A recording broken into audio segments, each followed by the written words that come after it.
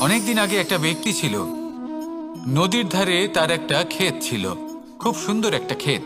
পরিশ্রম করে সেখানে সে ফসল উৎপাদন করলো। একদিন বন্যা হলো আর সমস্ত ফসল বয়ে নিয়ে গেল। প্রতি বছর বন্যা হতো আর বারবার ওর ফসল বয়ে নিয়ে যেত। সে ব্যক্তি খুব দুঃখী হয়ে পড়ল। সে ভাবল, কেন বারবার আমার সাথে এরকম হয়? তখন একজন ওকে বোঝালো যে প্রতি বছর যখন এই বন্যা আসে তখন সে তোমার ক্ষেত উর্বর মৃত্তিকা দ্বারা পুষ্ট করে তোলে। তখন সেই ব্যক্তি বুঝতে পারল যে প্রকৃতি ওকে কত বড় একটা উপহার দিয়েছে। প্রতি বছর বন্যা শেষ হওয়ার পরে সে ফসল উৎপাদন করত এবং তাতে 10 গুণ বেশি ফসল হতো। এই সংসারে যতক্ষণ না বৃষ্টির ফোঁটা মাটিতে পড়ছে, ফসল কিভাবে উৎপন্ন হবে? যতক্ষণ না এই সোনা তীব্র আগুনে উত্তপ্ত হচ্ছে, ততক্ষণ সে কুন্দন কি করে হয়ে উঠবে? সেইভাবেই যতক্ষণ না আপনি সমস্যার সম্মুখীন হচ্ছেন, জীবনে সামনে এগোবেন কিভাবে? তাই বিপদ হোক বা সমস্যা, তার সম্মুখীন হন, আর তাও ইতিবাচক মনোভাব নিয়ে। দেখবেন অবশেষে আপনি বিকাশের পথে অগ্রসর হয়েছেন। আসুন আমার সাথে ভালোবেসে বলুন, রাধা রাধা। এটা কোনো এক সময়ের কথা। একটি শেয়াল ভুলবশত একটি নগরীতে প্রবেশ করে এবং সে সেখানে হঠাৎ ধোপাদের পাড়ায় প্রবেশ করে। নীল রং গোলা জলে পড়ে যায়। কোনো ক্রমে পালিয়ে পালিয়ে আবার সে বনে ফিরে আসে। অন্য সব প্রাণীরা ওকে দেখে আর ভয়ভীত হয়ে পড়ে। তখন সেই শেয়াল ফোন দিয়ে এটে সবাইকে বলল যে, আমি হলাম দেবদূত আর তোমাদের সকলকে রক্ষা করতে এসেছি। সবাই ওর কথা মেনেও নিল। প্রত্যেক দিন ওকে ধনধান্য খাবার এইসব প্রদান করতে লাগলো। তারপরে এমন একটি রাত এলো যেদিন দূরে কোথাও কিছু শেয়ালের দল তাকে ডাকতে শুরু করলো। আর তখন এই শেয়াল নিজেকে আটকেই রাখতে পারল না। সেও ঠিক শেয়ালের মতোই ডাকতে শুরু করলো। সকলে সেটা শুনতেও পেলেন এবং সকলে এটা বুঝতেও পেরে গেলেন যে এ হলো একটা ভণ্ড। সেই জন্য জীবনে কখনো ছলনা করবেন না। তাকে আপনি যতই লুকোনোর চেষ্টা করুন না কেন, সেটা অবশ্যই একদিন সামনে চলে আসবে। আর তার থেকেও বড় শিক্ষা হলো এটা যে কারোর জীবনে সম্পত্তি, ধন ধান্য এসব চলে আসাতে তার বুদ্ধির বৃদ্ধি ঘটে না, তার ব্যবহার শুভ হয় না।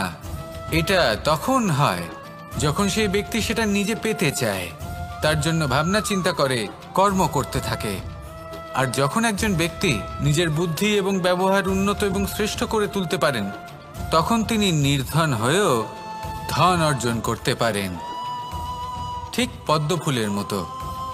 একটি পদ্মফুল কিন্তু জন্ম নেয় পাকের মধ্যে। তারপরেও এই পদ্মফুল দেবতাদের প্রসাধনের অঙ্গ হয়ে ওঠে। আসুন আর আমার সাথে ভালোবেসে বলুন, রাধা রাধা। মানুষের শরীরের বিভিন্ন অঙ্গ দ্বারা ভিন্ন ভিন্ন প্রকারের কাজ করা হয়, আর সেই জন্য মানুষ নিজের শরীরের যত্ন করে, তার খেয়াল রাখে, নিজের শরীরকে সুস্থ রাখে, স্বচ্ছ রাখে, বস্ত্র পরিধান করে, আর কোথাও আঘাত লাগলে ক্ষতস্থান ঢেকে ফেলে। মানুষের শরীরে এমন একটি অঙ্গ আছে যা চোখে দেখা যায় না, যা অদৃশ্য থাকে, কিন্তু সেইটা দিয়ে মানুষের বিষয়ে অনেক কিছু জানা যায়। এবং মানুষের শরীরের সেই অঙ্গের নাম হলো বাণী, আপনার ভাষা। আপনি যেভাবে কথা বলেন, যার সাথে কথা বলেন, আপনি যেভাবে শব্দ চয়ন করেন, তার দ্বারা আপনার বিষয়ে অনেক কিছু বোঝা যায়, আপনার ব্যক্তিত্বের বিষয়ে অনেক কিছু বোঝা যায়। সেই জন্য সবসময় কিছু বলার আগে একটু ভেবে নিন, নিজের কথার ওপর একটু নিয়ন্ত্রণ রাখুন। আমার কথা শুনুন, এই হৃদয়কে শুদ্ধ করে তুলুন। যদি এই হৃদয় শুদ্ধ থাকে, তাহলে সর্বদা মধুর বাণী নির্গত হবে, যা সবাইকে প্রফুল্ল করে তুলবে। আর তখন এই মন প্রসন্ন হয়ে বলবে, রাধা রাধা। কিছু মানুষ চিরকাল দুঃখে থাকেন, বলেন যে দূরত্বের কারণে ওনাদের ভালোবাসা সমাপ্ত হয়ে গেছে। এমনও কিছু মানুষ আছেন যারা বলেন যে দূরত্বের জন্য ভালোবাসা বৃদ্ধি পায়। কেউ বলেন কাছাকাছি এলে ভালোবাসা বৃদ্ধি পায়। কিন্তু আসল সত্য হলো এটাই যে দূরত্ব ভালোবাসা পরিমাপ করার কোনো মাপদণ্ডই নয়। চাতক পাখিকে দেখুন, সারা বছর সে অপেক্ষা করে যে কখন বর্ষা আসবে আর ওর তৃষ্ণা নিবারণ হবে। বর্ষার জল ছাড়া ও আর অন্য কোনো জল পান করে না। তাহলে বলুন, এই যে দূরত্বের জন্য ওদের ভালোবাসা কি সমাপ্ত হলো? এই ভালোবাসা আপনার মানসিকতা বুঝতে পারে, সে আপনার মনে লুকিয়ে থাকা আবেগ বুঝে নিতে পারে। তা সে আপনি যতই দূরে চলে যান না কেন, যতই কাছে আসুন না কেন, শুধু নিজের আবেগগুলিকে কখনো মলিন হতে দেবেন না, স্বার্থ জড়িয়ে ফেলবেন না। প্রেমকে পবিত্র করে তুলুন, এই প্রেম ক্রমাগত বৃদ্ধি পাবে। আসুন আর এই ভালোবাসার সাথে বলুন, রাধা রাধা। মানুষ নিজের জীবনে সেই সব কিছু লাভ করতে পারে যা সে কামনা করে। শুধু প্রয়োজন হলো ইচ্ছে এবং সিদ্ধান্তের। এবার এই ইচ্ছে আসলে কি? সেটা হলো এই মনে প্রকট হওয়া একটি ভাবনা, একটি আবেগ। শুধু তা দিয়ে কিছুই হয় না। যখন সেই ইচ্ছের সাথে দৃঢ় প্রতিজ্ঞা জুড়ে যায়, তখন বিষয়টা এগোতে থাকে। একটা উদাহরণ দিই, ধরুন আপনি মরুভূমিতে আছেন এবং আপনি মধুর জল পান করতে চান। এটা হলো শুধুমাত্র আপনার মনের একটি ইচ্ছে। যখন এই ইচ্ছের সাথে সিদ্ধান্ত জুড়ে যায়, তখন আপনি সেই মরুভূমিতে গর্ত খুঁড়তে চেষ্টা করেন। আর যখন এই সিদ্ধান্তের সাথে নিষ্ঠা জড়িত হয়, তখন আপনাকে সেই জল লাভ করার থেকে কেউ বাধা দিতে পারে না। ইতিহাস এটার সাক্ষী, যিনি নিশ্চিত করেছেন তিনি সেই সব কিছু লাভ করেছেন যা তিনি লাভ করতে চেয়েছেন। সেই জন্য ইচ্ছে থাকা খুব দরকার, কিন্তু তাকে সিদ্ধান্তের সাথে জুড়ে নিন, সিদ্ধান্তকে নিশ্চিত করে ফেলুন, সব কিছু লাভ করবেন। আর তখন এই মন প্রসন্ন হয়ে বলবে, রাধা রাধা। এই সংসারে কোনো বস্তু হোক বা ব্যক্তি হোক, তার একার গুরুত্ব কিন্তু খুব বেশি নয়। একটা উদাহরণ হিসেবে বৃষ্টির ফোঁটাকে ভেবে দেখুন। যদি একটি বৃষ্টির ফোঁটা হয় তাহলে তার খুব বেশি গুরুত্ব থাকে না, কিন্তু যখন সহস্র বৃষ্টির ফোঁটা মেঘের মধ্যে দিয়ে ঝরে পড়ে, তখন সেটা বর্ষার রূপ ধারণ করে। সেই বর্ষা যা এই প্রকৃতিকে শান্ত করে।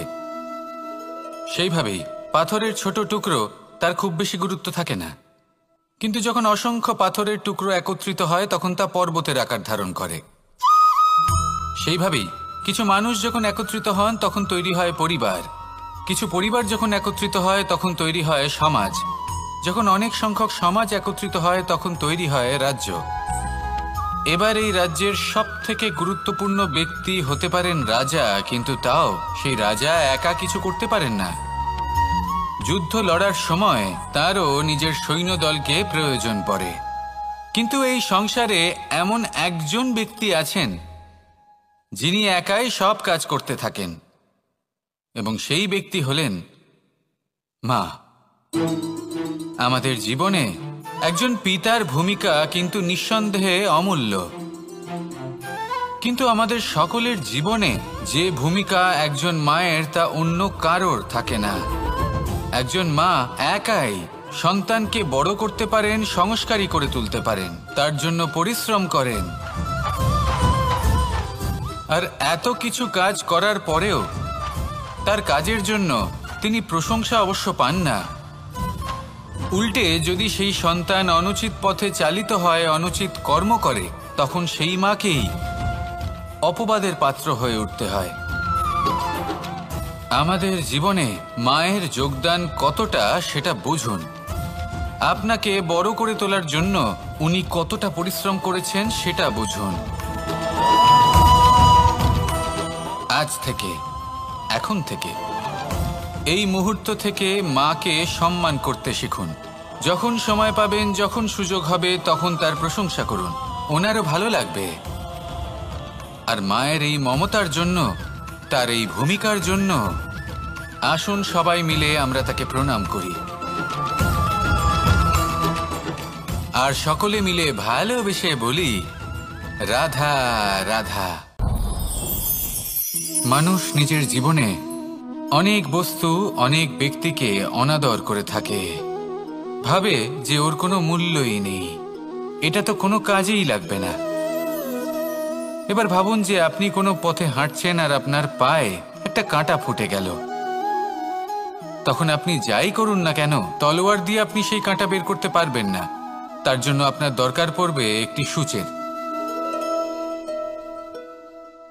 সেই জন্য এই সংসারে যে কেউই ছোট বা বড় হন না, সকলের নিজের মূল্য আছে।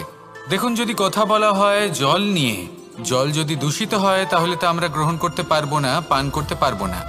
কিন্তু যদি হঠাৎ করে কোথাও আগুন লেগে যায়, সবকিছু ভস্ম হতে শুরু করে, তাহলে সেই জল কিন্তু সেই আগুন নিভিয়ে দিতে পারে। এই পুরো খেলাটাই হলো দৃষ্টিভঙ্গির, মানসিকতার। আপনার মানসিকতা যদি শুভ হয় তাহলে সেটাই শুভ সত্য হয়ে আপনার সামনে আসবে। এই সংসারে বস্তু হোক বা ব্যক্তি হোক, তাতে খুঁত ধরা বন্ধ করে দিন আর তার কি কি গুণ রয়েছে সেটা খুঁজে বের করতে শুরু করুন। জীবন সরল হয়ে যাবে এবং এই মন প্রসন্ন হয়ে বলবে, রাধা রাধা। বড়ই অদ্ভুত ব্যাপার। একটি পাথরের প্রতিমা যখন মন্দিরে স্থাপিত হয় তখন তা আমাদের কাছে ভগবান সম হয়ে দাঁড়ায়। কিন্তু যখন একজন জীবিত মানুষ মন্দিরে গিয়ে থাকেন তখন তার শরীর, মন, আত্মা সেই সব পাথর সম হয়ে দাঁড়ায়। কিন্তু এমনটা আমি ঠিক কেন বললাম ভেবে দেখুন। মানুষ এটা চান যে কোনো পরিস্থিতি, যে কোনো স্থানেই তার বিজয় হোক, কিন্তু এখানে এসে সে পরাজিত হয়। এরকম ঠিক কেন হয়? সমস্ত খেলা হলো ভাবনা চিন্তার, বিচারধারার, দৃষ্টিভঙ্গির, উত্তরদায়িত্বের খেলা। পাষাণের এই প্রতিমা, তার একটি উত্তরদায়িত্ব আছে, আশা ধরে রাখার দায়িত্ব। সেই আশা জানিয়ে মানুষ মন্দিরে আসেন। তেমনি মানুষের একটি উত্তরদায়িত্ব আছে যেটা সে ভুলে যায়। আর সেই উত্তরদায়িত্ব হলো এটা, যে মন্দিরে যে ভগবানকে সে প্রসন্ন করতে যাচ্ছে তাকে সে তখনই খুঁজে পাবে যখন পূর্ণরূপে সে সমর্পিত থাকবে। যদি মনে সমর্পণের ভাব না থাকে তাহলে ভগবান কখনো প্রসন্ন হবেন না। নিজের উত্তরদায়িত্ব বোঝার বদলে মানুষ শুধু একটা অনুষ্ঠান পালন করেন। যেমন ফুলের একটা মালা অর্পণ করেন আর সেই কারণেই তিনি পরাজিত হন। আপনি ফুলের মালা অর্পণ করুন, প্রসাদ অর্পণ করুন, কিন্তু মনের মধ্যে পূর্ণ সমর্পণের ভাব থাকা প্রয়োজনীয়। তবেই আপনি মন্দিরে গিয়েও প্রাণবন্ত হয়ে থাকতে পারবেন, তবেই ঈশ্বরকে প্রসন্ন করতে পারবেন।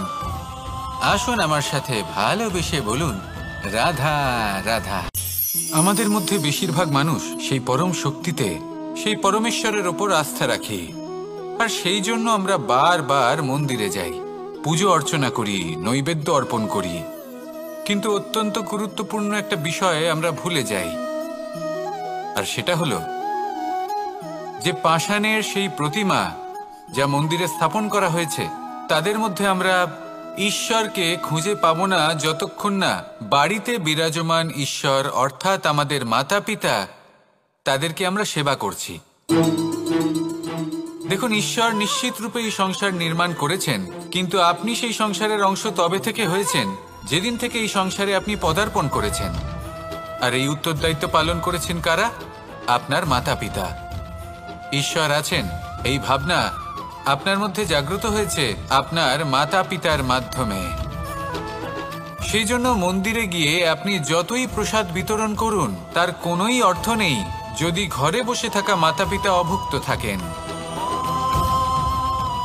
মন্দিরে গিয়ে পরমেশ্বরকে প্রসন্ন করার পূর্বে ঘরে বিরাজমান ঈশ্বর মানে আপনার মাতা পিতা, তাদের সেবা করুন, তাদের প্রসন্ন করুন। ঈশ্বর নিজে থেকেই প্রসন্ন হয়ে যাবেন। আসুন আমার সাথে ভালোবেসে বলুন, রাধা রাধা। প্রেম 2.5 অক্ষর, মাত্র 2.5 অক্ষরের এই শব্দ প্রেম, এর মধ্যে ত্রিলোকের এবং সমগ্র ব্রহ্মাণ্ডের বীজ নিহিত আছে। এমন কি আছে যা এই প্রেম করতে পারে না? যেখানে শক্তি এবং বিদ্যা প্রয়োগ করে আপনি কিছুই করতে পারবেন না, সেটাও প্রেম দ্বারা অর্জন করা সম্ভব। প্রেম চাইলে পাথরেও ফুল ফোটাতে পারে। প্রেম চাইলে ন্যাড়া পাহাড়ের বুক চিরে নদীপথ তৈরি করতে পারে। চাইলে নিরক্ষর ব্যক্তিকে সংসারের শ্রেষ্ঠ জ্ঞানী করে তুলতে পারে। শুধুমাত্র এই প্রেমের জন্য সবার দুষ্টু কানাই ঘনশ্যাম হয়ে উঠেছিল। শুধুমাত্র এই প্রেমের টানেই ত্রিলোকের স্বামী দ্বারকাধীশ নির্ধন সুদামার পদসেবাও করেছিলেন। এই প্রেম হলো সংসারের সবথেকে বড় শক্তি। এই সংসারের আধার হলো প্রেম। এমন কিচ্ছু নেই যা এই প্রেমের পক্ষে সম্ভব নয়। যেখানে বিদ্যা এবং শক্তি সাহায্য করতে পারে না, সেখানে এই প্রেম আপনাকে জয়ী করে দিতে পারে।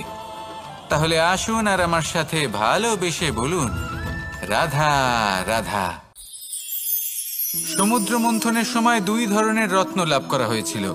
প্রথম হলাহল, যার প্রভাব থেকে এই সমস্ত সংসারের জীবের প্রাণ বাঁচানোর জন্য মহাদেব তাকে নিজের কণ্ঠে ধারণ করে নিয়েছিলেন। আর দ্বিতীয় অমৃত, যেটা কিঞ্চিত পরিমাণ মাত্রায় পাওয়া গেছিল। কখনো কখনো জীবনে এমন কোনো বস্তু যা আপনি প্রয়োজনের থেকেও অনেক বেশি মাত্রায় ভোগের জন্য লাভ করে থাকেন, তা আপনার জন্য বিষ প্রমাণিত হতে পারে। যেমন জল, প্রয়োজনের থেকে অনেক বেশি মাত্রায় যদি এই জল আসে তাহলে আপনার প্রাণ কাটতে পারে। কিন্তু পরিশ্রমের পরে এক পাত্র শীতল জল দ্বারা আপনি যদি স্নান করে নেন, তাহলে তা আপনার শরীরের জন্য অমৃত হবে। পরিশ্রম করার পরে যদি আপনার শরীর এক পাত্র খাবার লাভ করে, তাহলে তা আপনার শরীরের জন্য অমৃত। কিন্তু যদি কোনো পরিশ্রম না করেই আপনি দিনরাত শুধুই খাবার গ্রহণ করতে থাকেন, তাহলে আপনার কাছে তা বিষ সমান। বিষ এবং অমৃত গ্রহণ করাটা আপনার উপরে নির্ভর করছে। কোনো বস্তু আপনার পক্ষে বিষও হতে পারে, আবার অমৃতও হতে পারে। নির্ভর করছে যে আপনি সেটা কিভাবে ব্যবহার করছেন, কতটা মাত্রায় ব্যবহার করছেন। আসুন আমার সাথে ভালোবেসে বলুন, রাধা রাধা। হয়তো আপনার মনে কখনো এই প্রশ্ন আসতে পারে যে ইমারত কেন নির্মাণ করা হয়, কেন উৎসব পালন করা হয়, কেন মানুষ নিজেদের জন্মদিন পালন করেন, কেন দোল, বিজয়া দশমী, রাখি, দীপাবলির মতো উৎসব পালন করা হয়। যদি এগুলো পালন না করা হয় তাতে কি যায় আসে? যদি এই দোল উৎসব পালন না করা হয়, তাহলে কি এই সংসার ভুলে যাবে যে নারায়ণের প্রতি ভক্তির কারণে ভক্ত প্রহ্লাদকে অগ্নি স্পর্শও করতে পারেনি? যদি বিজয়া দশমী পালন না করা হয়, তাহলে কি এই সংসার ভুলে যাবে যে এই দিনে শ্রীরাম রাবণকে বধ করেছিলেন? যদি আমরা দীপাবলির এই উৎসব পালন না করি, তাহলে কি এই সংসার এটা ভুলে যাবে যে অযোধ্যাতে অমাবস্যার এমন এক রাত এসেছিল যে রাত্রে অযোধ্যা পূর্ণিমার থেকে বেশি উজ্জ্বল হয়ে উঠেছিল? যদি এই রাখি উৎসব পালন না করা হয়, তাহলে কি এই সংসারের ভাই এবং বোনেরা একে অপরের প্রতি ভালোবাসা কি সেটা ভুলে যাবেন? বিষয়টা ভুলে যাওয়ার নয়, বিষয়টা হলো মনে রাখা। যখন জীবনে আমরা কোনো একটা স্থানে পৌঁছই, উপলব্ধিগুলোর উৎসব পালন করি, যাতে সেই মুহূর্তে আমরা সকলের মধ্যে আনন্দ ছড়াই এবং মানুষ সেই মুহূর্তটা মনে রাখেন। এই স্মৃতিগুলোই মানুষের মধ্যে বিশ্বাসের জন্ম দেয়। এই বিশ্বাস যে আগামী যে দিন আসছে তাতে আরও আনন্দের সম্ভাবনা রয়েছে।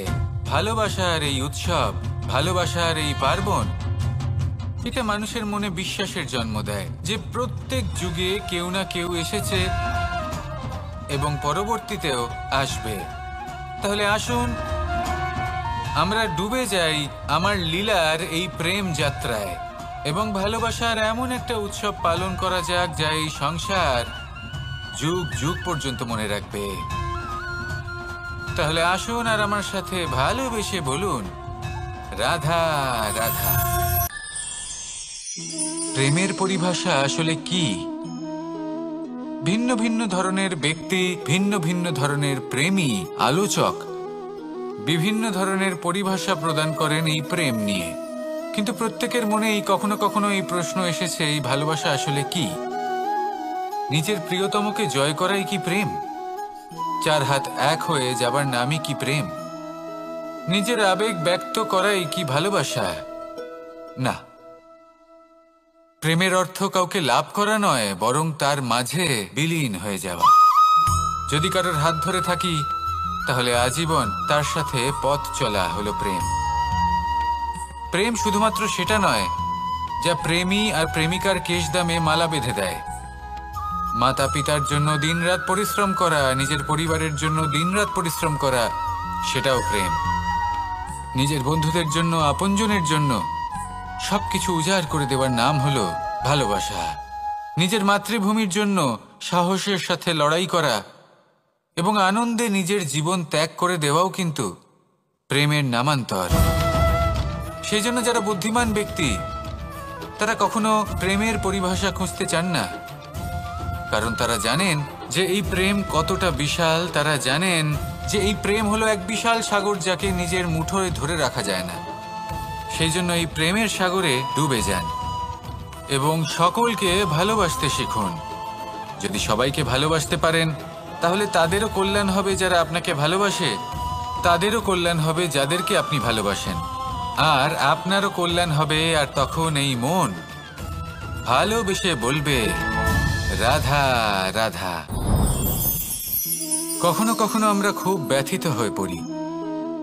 আমরা নিজেদের পরিবারের জন্য এত কিছু করি আর তারা আমাদের দেখলেই ভয়ভীত হয়ে পড়ে, আমাদের দেখলে বিরক্ত হয়। কখনো নিজেদের সন্তানকে বিকাশের পথে অগ্রসর করার জন্য আমরা তাদের উপর একটু জোর দিই যাতে তারা পরিশ্রম করে, কিন্তু সেই সন্তান আমাদের উপর বিরক্ত হয়ে পড়ে। কখনো সন্তানকে সঠিক শিক্ষা দেওয়ার জন্য আমরা তাদের কিছু সীমা নির্ধারিত করি, তখন সেই সন্তানের চোখে নিজেদের জন্য আমরা ঘৃণা দেখতে পাই। মানুষ কেন ব্যথিত হবেন না? দেখুন, যখন সূচের দ্বারা আপনি বস্ত্র সেলাই করেন তখন সূচের আঘাত সেই বস্তুকে সহ্য করতে হয়, কিন্তু তাতে সেই সূচ বা আপনার উদ্দেশ্যে কোনো প্রভাব পড়া উচিত নয়, কারণ আপনি তো আপনার কর্ম করছেন, আর তাও পূর্ণ নিষ্ঠা ভরে, এবং অবশেষে আপনার উদ্দেশ্য শুভ প্রমাণিত হবে। তাই কেউ বিরক্ত হচ্ছে বলে বা কারোর চোখে নিজের প্রতি ঘৃণা দেখার ভয় কখনো পিছিয়ে যাবেন না। কষ্ট না করে বিকাশ সম্ভব নয়। কর্ম করতে থাকুন, সব কিছু শুভ হবে। আসুন আমার সাথে ভালোবেসে বলুন, রাধা রাধা। মাতা পিতার মনে সবসময় এই বাসনা বাস করে যে ওনাদের সন্তানের যেন মঙ্গল হয়।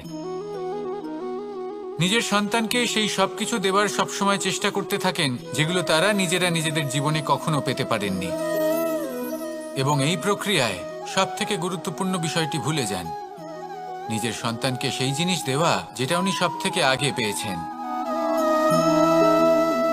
আমি ধনের কথা বলছি না, আমি বলতে চাইছি নিজের অভিজ্ঞতা দ্বারা ওনারা যে মানসিক স্থিতি লাভ করেছেন, ওনারা যে মর্যাদা লাভ করেছেন, যে শিক্ষা ওনারা লাভ করেছেন, সবার আগে নিজের সন্তানকে সেটা দেওয়া প্রয়োজন।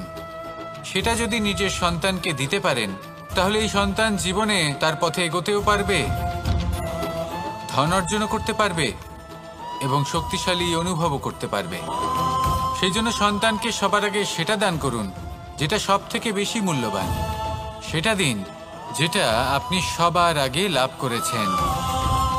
আসুন আমার সাথে ভালোবেসে বলুন, রাধা রাধা।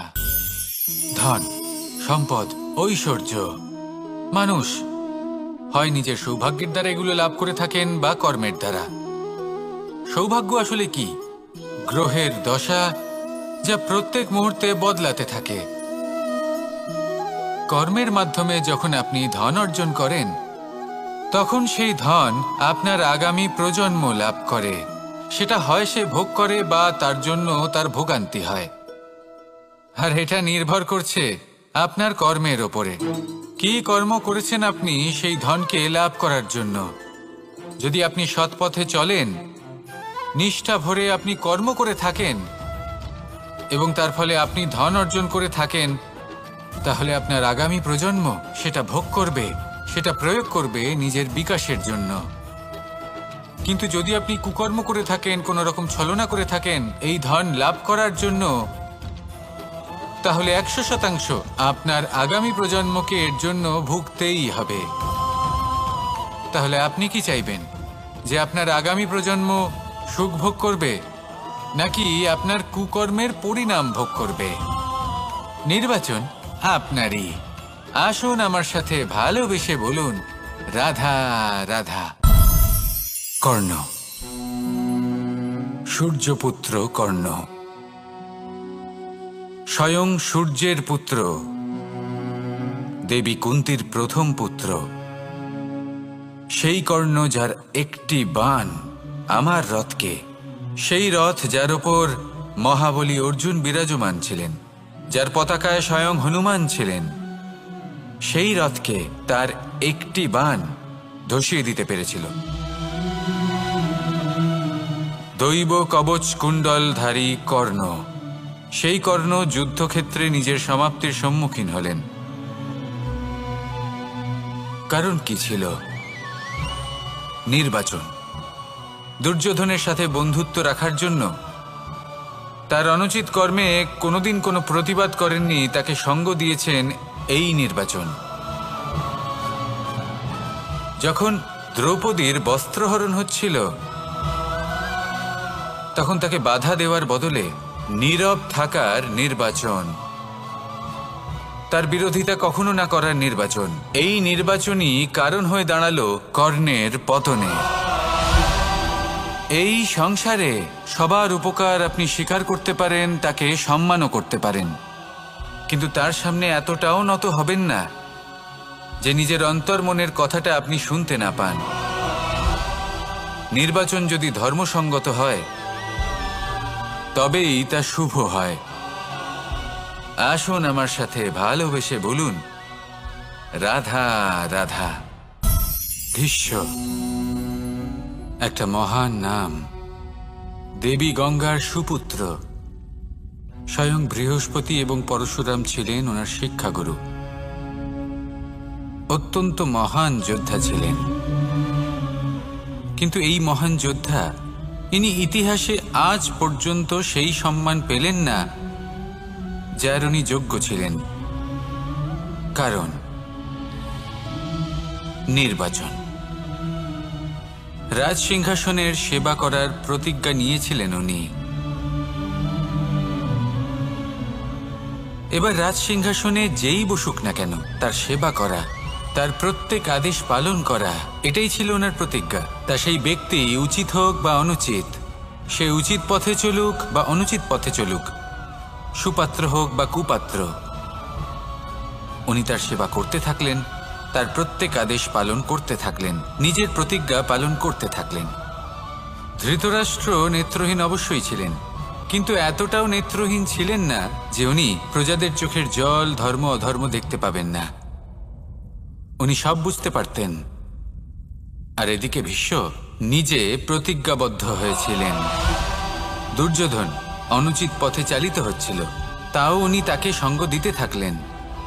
আর পরিণামস্বরূপ আজ পর্যন্ত ইতিহাসে উনি সেই স্থান পেলেন না, সেই সম্মান পেলেন না যার যোগ্য উনি ছিলেন। যদি আপনি কোনো প্রতিজ্ঞা করে থাকেন, তা সে যতই কোনো উচিত কারণের জন্য হোক না কেন, যদি আস্তে আস্তে সময়ের সাথে সেই প্রতিজ্ঞা আপনাকে অনুচিত পথে চালিত করে অধর্মের পথে নিয়ে যায়, পাপের পথে নিয়ে যায়, তাহলে সেই প্রতিজ্ঞা ভঙ্গ করা অত্যন্ত আবশ্যক। সময় অনুসারে নিজেকে বদলানো আবশ্যক, নয়তো এই প্রতিজ্ঞা আপনাকে দিয়ে পাপ কর্ম করাবে, কুকর্ম করাবে, আর আপনার বিনাশের কারণ হবে। আসুন আমার সাথে ভালোবেসে বলুন, রাধা রাধা। অশ্বত্থামার মৃত্যু হল। কেউ জানে না সে মানুষ নাকি হাতি। এই বাক্য কে বলেছিলেন? সাক্ষাৎ ধর্মরাজ যুধিষ্ঠির। সেই যুধিষ্ঠির যিনি নিজের জীবনে কখনো মিথ্যে বলেননি, কিন্তু উনি এমন কিছু নির্বাচন করেছিলেন যার জন্য চিরকাল শুধুই মহারাজ যুধিষ্ঠির হয়ে থেকে গেলেন, কখনো অভিমন্যুর সমান হতে পারলেন না। যখন দ্যুতক্রীড়ার আমন্ত্রণ এসেছিল, তখন মহারাজ যুধিষ্ঠির সেটা অস্বীকার করতেই পারতেন, কিন্তু করলেন না। অহংকারের জন্য সেই আমন্ত্রণ গ্রহণ করলেন উনি, এবং অহংকারের জন্য করা এই নির্বাচন ওনাকে সাধারণ করে রেখে দিল। নিজের গুরু দ্রোণাচার্যকে পরাজিত করার জন্য একটি মিথ্যে কথা বলেছিলেন। অশ্বত্থামা মারা পড়েছে, আর তারপর গ্লানিমাখা কণ্ঠে ধীরস্বরে বলেছিলেন, জানি না সে মানুষ না হাতি, কিন্তু অর্ধসত্য হোক বা সত্য লুকোনো হোক, তা হলো মিথ্যের সমান, এবং প্রত্যেকটি কর্মের ফল মানুষ অবশ্যই ভোগ করে। এই নির্বাচনের কারণে যুধিষ্ঠিরকেও নরকবাস করতে হয়েছিল। তাই নিজের কর্ম শ্রেষ্ঠ করে তুলুন, কারণ এটাই সুনিশ্চিত করবে যে আপনি এই সংসার থেকে বিদায় নেওয়ার পরেও জীবিত থাকবেন নাকি নয়। আসুন আমার সাথে ভালোবেসে বলুন, রাধা রাধা। মহাভারতে অনেক যোদ্ধারা অংশগ্রহণ করেছিলেন। সবাই ছিলেন শ্রেষ্ঠ কুলের। কেউ কেউ ছিলেন বড় বড় রাজ্যের রাজা, কেউ কেউ ছিলেন দেবতার পুত্র। এনারা সবাই অংশ নিয়েছিলেন। এনারা সবাই শ্রেষ্ঠ কুলের, প্রত্যেকে ভালো পরিবেশ পেয়েছেন। কিন্তু সেখানেই অন্যদিকে ছিল বারবারিক, অসুরপুত্র বারবারিক। এবং এই অসুরপুত্র বারবারিকই এই সময় দাঁড়িয়ে ভগবান রূপে স্থাপিত হয়ে আছেন। পুজো করা হয় তাকে। কারণটা কি? নির্বাচন। বারবারিক একটি দ্বন্দ্বের মধ্যে ছিলেন। ঠিক যেমন প্রত্যেক যোদ্ধার জীবনে দ্বন্দ্ব এসে থাকে, তখন সে কি নির্বাচন করবে সেটা হলো অত্যন্ত গুরুত্বপূর্ণ। বারবারিকের কাছে এত শক্তি ছিল যে একটি মাত্র বাণ প্রয়োগ করে সবাইকে নাশ করতে পারত। দ্বন্দ্ব ছিল একটাই, যে ও নির্বাচন করতেই পারছিল না কোন পক্ষ হয়ে যুদ্ধ করবে। ওর নির্বাচন ছিল এটাই যে ও কোনো পক্ষের হয়েই যুদ্ধ করবে না, বরং নিজের মস্তক সে দান করবে। আর এই কর্মের কারণে, এই নির্বাচনের কারণে আজকের সময়ে দাঁড়িয়ে ওকে ঘাটুশ্যাম রূপে পুজো করা হয়। মনে রাখবেন, শুধু আপনার ব্যক্তিত্ব গুরুত্বপূর্ণ নয়, আপনি কোথা থেকে আসছেন, কোন কুলে আপনার জন্ম, শুধুমাত্র সেটা গুরুত্বপূর্ণ নয়। সব থেকে বেশি গুরুত্বপূর্ণ হলো আপনার কর্ম, আপনার নির্বাচন। আসুন আমার সাথে ভালোবেসে বলুন, রাধা রাধা। কথায় আছে, অন্ধকারে প্রদীপ প্রজ্বলিত করলে চতুর্দিক আলোকিত হয়। কিন্তু যদি এই প্রদীপ আমি সূর্যের আলোর সম্মুখে সকালবেলায় প্রজ্বলিত করে রেখে দিই, তাহলে কি হবে? আপনি বলবেন যে এটা করে তো কোনো লাভই হলো না। সূর্যের প্রকাশের সামনে এই প্রদীপ আসলে কিছুই নয়। এবার এই চিন্তা ভাবনা প্রত্যেক দিন করতে হবে, আর একটা অমূল্য শিক্ষা পেতে হবে। মনে করুন যে আপনি মহাপুরুষের সামনে বসে আছেন, কোনো মহাজ্ঞানীর সামনে। তাহলে সেই ব্যক্তির সামনে নিজের জ্ঞানের প্রদীপ প্রজ্বলিত করবেন না, নীরব থাকুন, আর সেই ব্যক্তির সূর্যের প্রকাশের মতো জ্ঞান প্রাপ্ত করুন। যতটা পারবেন জ্ঞান লাভ করুন। যদি এমন কোনো সময়, এমন কোনো স্থানে আপনি আছেন যেখানে চতুর্দিক অন্ধকার, কারোর কাছেই জ্ঞান নেই, সেখানে নিজের জ্ঞানের প্রদীপ প্রজ্বলিত করুন। এমন করলে দুদিক থেকেই আপনার লাভ হবে। আপনার জ্ঞান প্রাপ্তিও হবে, আর জ্ঞানের সঠিক প্রয়োগও করতে পারবেন। আর এই মন প্রসন্ন হয়ে বলবে, রাধা রাধা। মানুষের মধ্যে একটা বিচিত্র প্রবৃত্তি থাকে, অন্য সকলের বিষয়ে, তাদের জীবনের বিষয়ে, তাদের ব্যক্তিত্বের বিষয়ে, তাদের ভবিষ্যতের বিষয়ে অনুমান করা। এটা হলো অনুচিত। কারোর অতীতকালকে দেখে লোকে ভবিষ্যৎ বলে দিতে পারেন, বর্তমানকে দেখে ভবিষ্যতের বিষয়ে অনুমান করে ফেলেন। উদাহরণ দিতে হলে বলবো, কোনো দাসকে দেখুন, ওকে দেখে লোকে বলে যে ওর ভবিষ্যৎ সেটাই হতে পারে, অনুমান করে ফেলেন। আর এই রাজাকে দেখুন, উনি তো কত সুখী হবেন, উনি তো জগতের সব থেকে অধিক সুখী মানুষ, কত সুখ সুবিধা আছে ওনার কাছে, ধারণা করে ফেলেন। তবে সত্য তো এটাই যে কারোর ব্যক্তিত্বের বিষয়ে, তাদের ভবিষ্যতের বিষয়ে আপনি পূর্ণ সত্য কখনোই বলতে পারবেন না, শুধু অনুমান করতে পারবেন।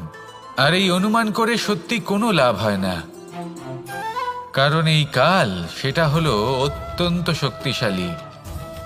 কালো থেকে কালোতর কয়লাকেও হিরেতে পরিণত করতে পারে, অনেক বড় বড় রাজাকেও বিদূষক বানিয়ে ফেলতে পারে এক মুহূর্তেই। তাহলে আপনি অনুমান করে কি লাভ? কি পেলেন অনুমান করে? সেই জন্য কারোর বিষয়ে কোনো অনুমান করবেন না, তার ভবিষ্যতের বিষয়ে অনুমান করতে যাবেন না, কারোর বিষয়ে কোনো ধারণা করে নেবেন না। কিছু করতে হলে ভালোবাসুন, সবার মধ্যে ভালোবাসা ছড়ান, সবার মধ্যে ধন্যাত্মক ভাব ছড়ান। এই মন প্রসন্ন হয়ে বলবে রাধা রাধা। কেউ বলে জীবন খুব ক্ষণস্থায়ী, কেউ বলে জীবন হলো একটা সুন্দর স্বপ্নের মতো, আবার কেউ বলবে জীবন হলো এক কঠোর সত্য। কিন্তু জীবন আসলে কি? জীবন হলো আপনারই প্রতিবিম্ব, একটা দর্পণ। অর্থাৎ আপনি জীবনকে সেইভাবেই পাবেন যেরকম আপনি নিজেকে প্রতিপন্ন করবেন। যদি আপনি দর্পণের দিকে তাকিয়ে হাসেন, তাহলে আপনি সামনে হাসি মুখী দেখতে পাবেন। এবার যদি আপনি গম্ভীর হয়ে থাকেন, তাহলে আপনি একজন রুষ্ট ব্যক্তি দেখতে পাবেন। শেষে সবথেকে বেশি গুরুত্বপূর্ণ হলো আপনার চেষ্টা। আপনাকে সবসময় চেষ্টা করতে হবে যাতে আপনি নিজেকে প্রসন্ন এবং ইতিবাচক মনোভাবে রাখেন। এটা হলো আপনারই উত্তরদায়িত্ব, তাকে পালন করুন। এই মনকে প্রসন্ন রাখুন, এই সংসারকে সুন্দর বলে মনে হবে। আর এই মন প্রসন্ন হয়ে বলবে রাধা রাধা। মানুষের একটি সমস্যা আছে যে মানুষ সাফল্যকে মাপতে থাকেন, লক্ষ্যপ্রাপ্তিকে মাপতে থাকেন এবং তার তুলনা করতে থাকেন যে ও এত কিছু পেল আর আমি পেলাম না, ওর কাছে এত কিছু আছে কিন্তু আমার কাছে নেই। এই তুলনা করার জন্য ওনারা দুঃখী হয়ে পড়েন, নিরাশ হয়ে পড়েন। তাই আমি একটা প্রশ্ন করছি যে এটা কি উচিত? এই সংসারে আপনি কি নিয়ে তুলনা করবেন, যেখানে সূর্যদেব চন্দ্রমা দুজনেই আছেন, দুজনেই হলেন বিশেষ, দুজনেই নিজ নিজ সময়ে উদিত হন। এদের মধ্যে একজন না থাকলে তাহলে আমাদের জীবন কঠিন হয়ে পড়বে। ঠিক সেইভাবেই আপনি যদি একটা বড় রেখা অঙ্কন করেন, তাহলে অন্য রেখাটি ছোট হয়ে পড়ে না, সে তেমনই থাকে যেমনটা সে ছিল। আপনার অস্তিত্ব কখনো ছোট বা বড় হতে পারে না। শুধু তুলনা করার জন্য আপনার এটা মনে হতে পারে। যদি আপনি যুদ্ধ করতে চান, আপনার তলোয়ারের প্রয়োজন পড়বে। যদি বস্ত্র তৈরি করতে চান, এত বড় তলোয়ার দিয়ে কিছুই হবে না, তখন প্রয়োজন পড়বে একটা ছোট্ট সূচের। তাই তুলনা করবেন না, না নিজেকে ছোট মনে করবেন, না অন্য কাউকে। সবার সাথে সহযোগিতা করুন, আর যদি তুলনা করতেই হয় নিজের সাথে করুন, যে কাল আমি কেমন ব্যক্তি ছিলাম, আজ কি তার থেকে শ্রেষ্ঠ হয়ে উঠতে পেরেছি। ভেবে দেখুন ভবিষ্যতে গিয়ে আপনি কতটা শ্রেষ্ঠ ব্যক্তি হতে পারেন। আসুন আমার সাথে ভালোবেসে বলুন রাধা রাধা। এই সংসারের সব থেকে গুরুত্বপূর্ণ তত্ত্ব কোনটা? প্রথম হলো সময়। জন্ম থেকে মৃত্যু পর্যন্ত এই যে সময়, এটাই তো হলো জীবন। দ্বিতীয় হলো জীবন, যাতে আমরা সময়ের সদ্ব্যবহার করি, শ্রেষ্ঠ থেকে শ্রেষ্ঠতর কাজ করার চেষ্টা করি। বহু বছরের এই পরম্পরা, এই সংস্কৃতিকে এগিয়ে নিয়ে যাওয়ার চেষ্টা করি। এই সংসারে আমরা অংশগ্রহণ করতে চেষ্টা করি। তৃতীয় হলো ধন, সেই ধন যা প্রত্যেক ব্যক্তি অর্জন করতে চেষ্টা করেন। এবার এই তিনটি তত্ত্বের মধ্যে একটা সামঞ্জস্য আছে, সমান ব্যাপার আছে। সে ধনই হোক বা সময় হোক বা হোক জীবন।